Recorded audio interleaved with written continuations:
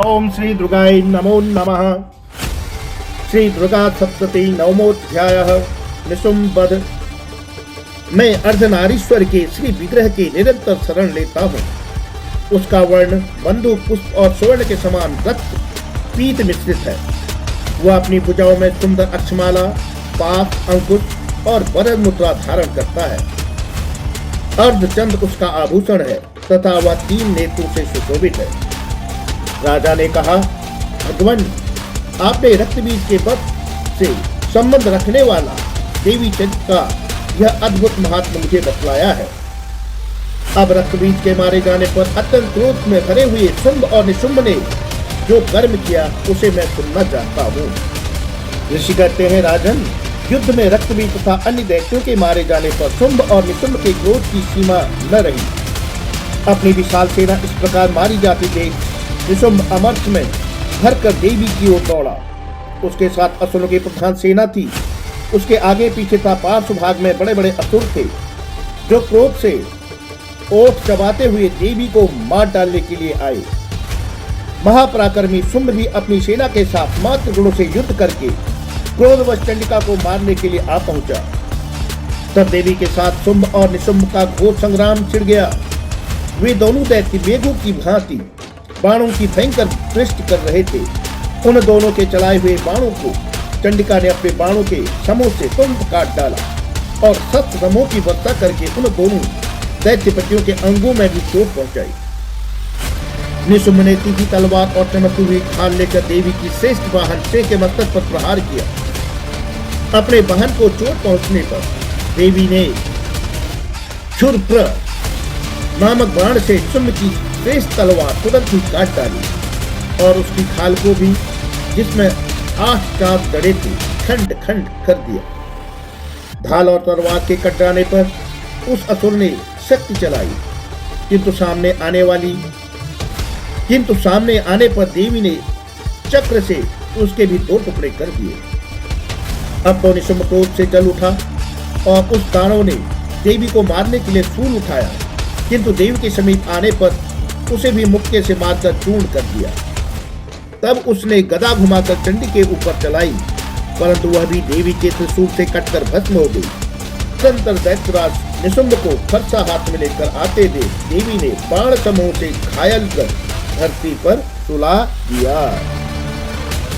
उस भयंकर पराक्रमी भाई निशुंभ के धराशायी हो जाने पर शुंभ को बड़ा क्रोध हुआ और अंबिका का वध करने के लिए वह आगे बढ़ा। रथ पर बैठे बैठे ही उत्तम आयुधों से सुशोभित अपनी बड़ी बड़ी 8 अनुपम भुजाओं से समूचे आकाश को ढककर वह अद्भुत शोभा पाने लगा। उसे आते देख देवी ने शंख बजाया और धनुष की प्रत्यंचा का भी अत्यंत दुस्सह शब्द किया। साथ ही अपने घंटे के शब्द से जो समस्त दैत्य सैनिकों का तेज नष्ट करने वाला था, संपूर्ण दिशाओं को व्याप्त कर दिया। तदंतर सिंह ने भी अपने दहाड़ से, जिसे सुनकर बड़े बड़े गजराजों का महान मद दूर हो जाता, आकाश, पृथ्वी और 10 दिशाओं में गूंजा दिया। फिर काली ने आकाश में उछलकर अपने दोनों हाथों से पृथ्वी पर आघात किया। से ऐसा भयंकर शब्द हुआ जिससे पहले के सभी शब्द शांत हो गए। तत्पश्चात श्री दूती ने दैत्यों के लिए अमंगलजनक अट्टहास किया था। इन शब्दों को सुनकर समस्त असुर थर्रा उठे, किंतु शुंभ को बड़ा क्रोध हुआ। उस समय देवी ने जब शुंभ को लक्ष्य करके कहा, ओ दुरात्मन, खड़ा रह, खड़ा रह। तभी आकाश में खड़े हुए देवता बोल उठे, जय हो, जय हो। शुंभ ने वहां आकर ज्वालाओं से युक्त अत्यंत भयानक शक्ति चलाई। अग्निमय पर्वत के समान आती हुई उस शक्ति को देवी ने बड़े भारी लूके से दूर हटा दिया। उस समय शुंभ के सहनाद से तीनों लोग गूंज उठे थे।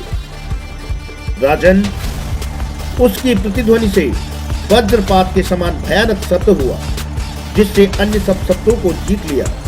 शुंभ के चलाए हुए बाणों के देवी ने और देवी के चलाए हुए बाणों के शुंभ ने अपने भयंकर बाणों द्वारा सैकड़ों और हजारों टुकड़े कर दिए। तब क्रोध में भरी हुई चंडिका ने शुंभ को शूल से मारा। उसके आघात से मूर्छित हुआ पृथ्वी पर गिर पड़ा। इतने में ही निशुंभ को चेतना हुई और उसने धनुष हाथ में लेकर बाणों द्वारा देवी, काली तथा सिंह को घायल कर डाला। फिर उस दैत्यराज ने 10,000 बाहें बनाकर चक्रों के प्रहार से चंडिका को आच्छादित कर दिया। तब दुर्गम पीड़ा का नाश करने वाली भगवती दुर्गा ने कुपित होकर अपने बाणों से उन चतुर्था बाणों को काट गिराया। यह देख निशुंभ दैत्य सेना के साथ चंडिका का वध करने के लिए हाथ में गदा ले बड़े वेग से दौड़ा। उसके आते ही चंडी ने तीखी धार वाली तलवार से उसकी गदा को सीधी काट डाला। तब उसने शूल हाथ में ले लिया। देवताओं को पीड़ा देने वाले निशुंभ को शूल हाथ में लिए आते देख चंडिका ने वेग से चलाए हुए अपने शूल से उसकी छाती छेद डाली। उसे विदीर्ण हो जाने पर उसकी छाती से एक दूसरा महाबली और महापराक्रमी पुरुष खड़ी रह कहता हुआ निकला। उस निकलते हुए पुरुष की बात सुनकर देवी ठठाकर हंस पड़ी और खड़ग से उन्होंने उसका मस्तक काट डाला। फिर तो वह पृथ्वी पर गिर पड़ा। तदंतर से अपनी दाढ़ों से असुरों की गर्दन कुचल कर खाने लगा। यह बड़ा भयंकर दृश्य था। उधर कालिया और शिवदूती ने भी अन्य दैत्यों का भक्षण आरंभ किया। तो हमारी की शक्ति से विदीर्ण होकर कितने ही महादैत्य नष्ट हो गए। ब्रह्माणी के मंत्रपूत जल से निस्तेज होकर कितने ही भाग खड़े हुए। कितने ही दैत्य माहेश्वरी के त्रिशूल से छिन्न भिन्न हो धराशायी हो गए। बाराही के थुतुन के आघात से कितनों का पृथ्वी पर कचूमर निकल गया। वैष्णवी ने भी अपने चक्र से दानव के टुकड़े टुकड़े कर डाले। इंद्र के हाथ से छूटे हुए बंद से भी कितने ही प्राणों से हाथ धो बैठे। कुछ असुर नष्ट हो गए, कुछ उस महायुद्ध से भाग गए तथा कितने ही काली शिवदूती तथा शेर के ग्रास बन गए। इस प्रकार श्री मार्कंडेय पुराण में श्रावणिक मनवंतर की कथा के अंतर्गत देवी महात्म्य में निशुंभ वध नामक 9वां अध्याय पूरा हुआ। ओम दुर्गाये प्रणमस्तु। ओम दुर्गाये प्रणमस्तु। ओम दुर्गा